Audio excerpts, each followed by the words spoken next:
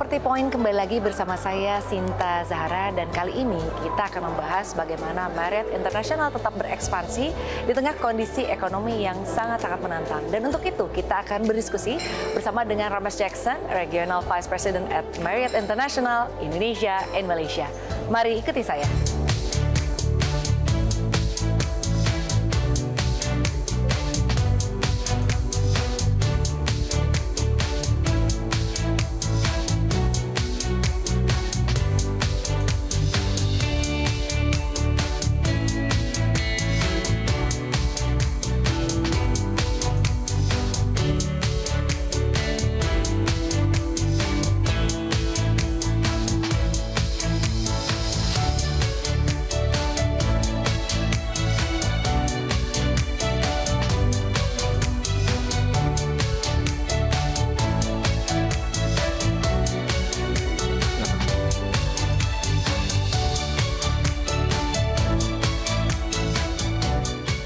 Hello, Ramesh. I hope you're well. Thank you so much for joining us today. Glad to have you on our show.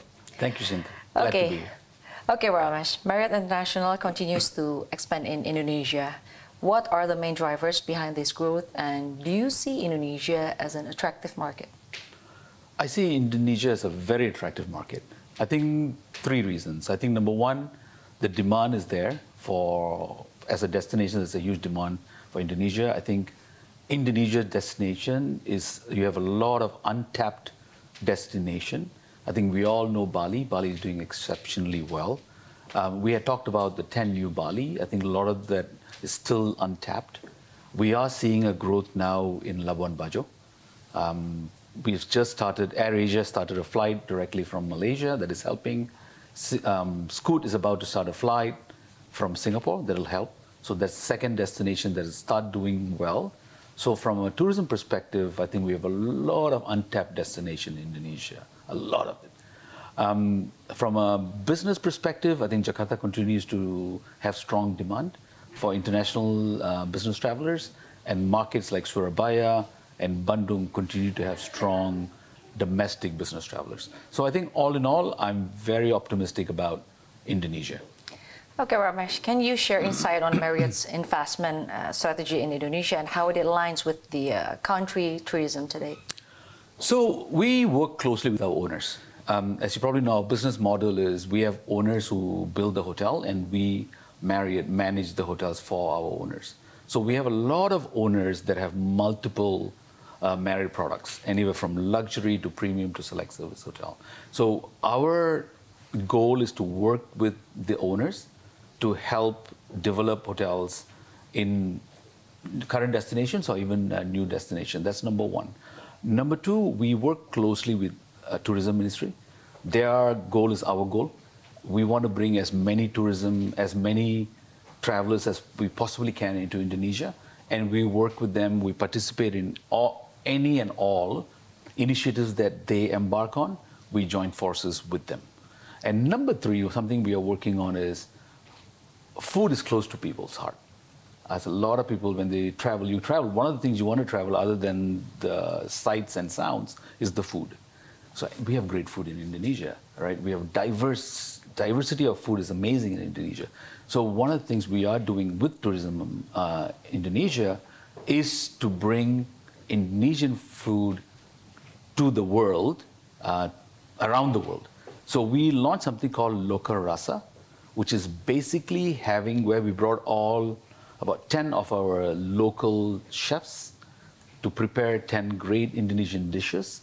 And now if you go to any one of our restaurants around Indonesia, the Loka Rasa menu will be there. So what we're doing now is taking the Loka Rasa menu international. So if Tourism Ministry wants to do a food promotion in London, we'll go with our Loka Rasa menu with our chefs and prepare Loka Rasa menu in London. Okay, so what are the most anticipated hotel and resorts opening in Indonesia, and what makes them unique?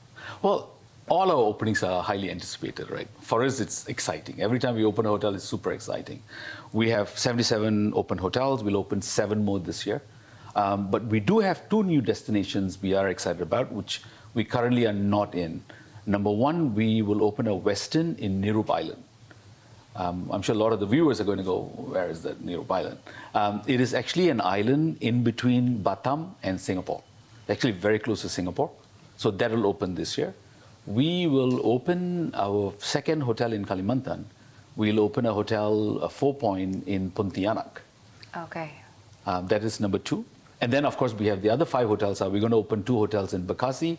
It's going to be a Fairfield and a 4-point. We'll have another hotel, a Fairfield in Ngurah Rai Airport in Bali. We have an Aloft coming up in Surabaya and a Aloft coming up in Kebun Jeruk in out to Jakarta. Okay, nice. So how does Marriott International adapt to changing customer preference and emerging hospitality trends in Indonesia? Keep our ears close to the ground. I think we have to continue listening to what our customers are saying. What they need. They need.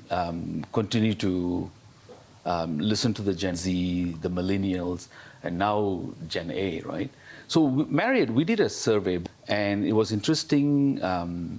One of the things that surprised us was they are still very keen on the simplicity of a single travel program. So Bonvoy is huge for us. Today, last year, 77% of our guests in our hotels were Bonvoy customers, right? So we got to stay close to our Bonvoy customers, who are of all multi-generation, to see what is it that they want.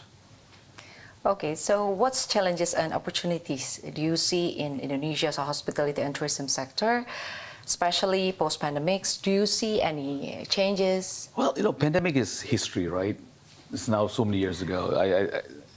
I think I'm glad you asked the question, and I'll take this opportunity to appeal to the powers to be to help. The challenges there are 3 big challenges in Indonesia as I see it. Connectivity, connectivity, connectivity. If we want to grow the 10 new Bali, we got to get flights into this destination. We have destinations, amazing destination like Belitung. Okay. We have no flights, international flights.